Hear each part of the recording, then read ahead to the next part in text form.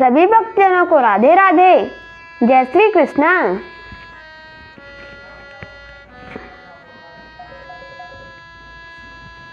संचित गरुड़ पुराण अध्याय 157 अतिसार ग्रहणी निदान। धन्वंतरी जी ने कहा, हे सुश्रुत, अब मैं आपको अतिसार तथा संग्रहणी रोग के निदान की बात बताता हूँ। वात, पित्त, कफ और सन्निपात दोष से कुपित होने से ही इन रोगों की उत्पत्ति होती है।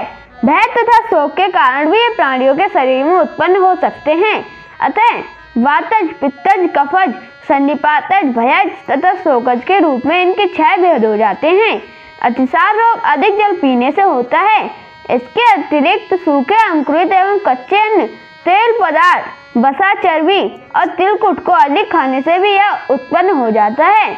मद्यपान, रुक्षाक्षर, अधिकतम मात्रा में रस और तेल का सेवन तथा उदरजन्य कृमियों को प्रकोप से एवं वेग आरोध से शरीर की वायु प्रकोपित होती है।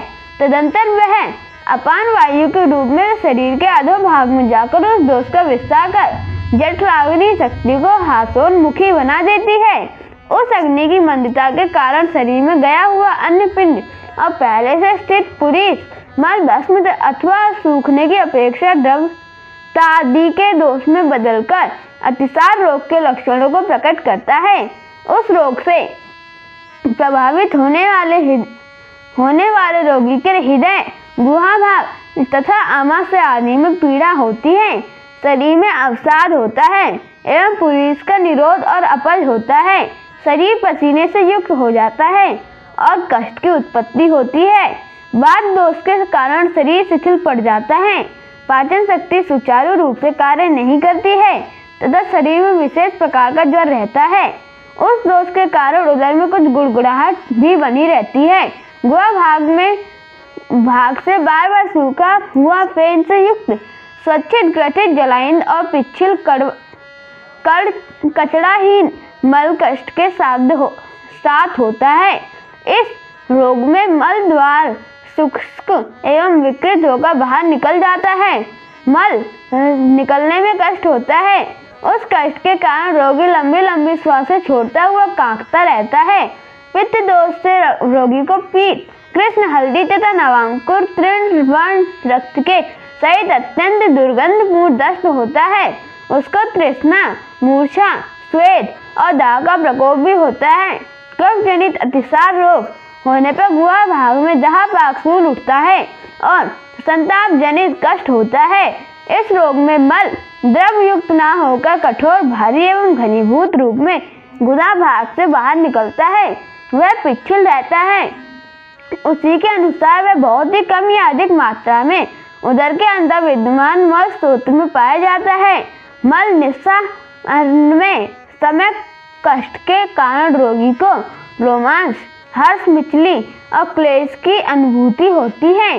शरीर के अंदर भारीपन रहता है और इसी के कारण वस्ती प्रदेश, गुदा भाग और उदर में भी भारीपन रहता है। ऐसे रोगी को दस्त होने के उपरांत भी दस्त की अनुभूति बनी रहती है। जब वह वात, पित्त तथा कफजन्य सभी दोष से लक्षणों से युक्त हो उठता है, अर्थात रोगी के शरीर में सन्निपातजन्य अतिसार का प्रकोप जन्म ग्रहण कर लेता है, तो रोगी उस समय उक्त समस्त वातादिक त्रिदोष के लक्षण से समन्वित बन जाता है। भयवश चित्त के विक्षुब्ध होने पर स्थान विशेष में पड़े हुए रोगी के उधर भाग का मल द्रवीभूत हो उठता है। तदंतर उस द्रव पूर्ण मल को यथाशीघ्र वायु गुहा मार्ग से बाहर निकाल देता है। अतः भयवशात रोगी में मलोत्सर्ग की इच्छा बलवती हो उठती है और अंततः उसे पानी के समान मल होता है। वात तथा पित्त दोष से होने वाले अतिसार रोग के एक समान ही लक्षण बताए गए हैं। वैसे ही लक्षण शोकज अतिसार में भी उत्पन्न होते हैं। संक्षिप्ततः अतिसार रोग के 2 प्रकार हैं। उनमें प्रथम साम और द्वितीय निराम है। साम अतिसार रोग में मल आंख के सहित होता है, किंतु निराम अतिसार में आंख दोष रहित मल निकलता है। उनमें एक सरक्त होता है और दूसरा बिना रक्त का होता है। साम अतिसार में मल बड़ा दुर्गंध युक्त होता है और जल में डूबने से डूब जाता है। रोगी के पेट में गुड़गुड़ाहट, विषम वेदना और मुक्त प्रवेश का होता है। निराम के लक्षण साम से विपरीत होते हैं। कफजन्य होने के कारण पक्व होने पर भी मल जल में नहीं डूबता। जो अतिसार में सावधानी नहीं करता उसे ग्रहणी रोग हो जाता है। अग्नि मांद्यता को बढ़ाने वाले अत्यधिक मात्रा में किए गए दोषपूर्ण आहार विहार के सेवन से अतिसार रोग का प्रादुर्भाव होता है। जब रोगी के शरीर से साम या निराम मल अत्यधिक निकलता है तो उसे अतिसार कहते हैं। मलोत्सर्ग अधिक होने के कारण इसकी अतिसार संज्ञा है। यह स्वाभाविक आशुकारी है। यही अतिसार जीर्ण होने पर संग्रही रोग बन जाता है। ग्रहणी रोग में भुक्त अन्न के अजीर्ण होने पर कभी आम सहित और कभी शांत मल निकलता है। अन्न के जीर्ण होने पर कभी पक्व मल निकलता है, कभी कुछ नहीं निकलता और कभी कभी बंधा या ढीला दस्त होता है। यह रोग चिरकारी होता है, इसलिए इसे संग्रहणी कहते हैं। संग्रहणी चिरकारी तथा अतिसार आशुकारी होता है। इस रोग में एकाएक मल की प्रवृत्ति का बारंबार संघात होता है अथवा वह एकाएक रुक कर बाहर निकलता है। ऐसा वह संग्रहणी रोग वात पित्त तथा कफजन्य दोष से तो 3 प्रकार का है ही, किंतु सन्निपातिक दोष के कारण भी उत्पन्न होता है। इस प्रकार यह 4 प्रकार का हो जाता है।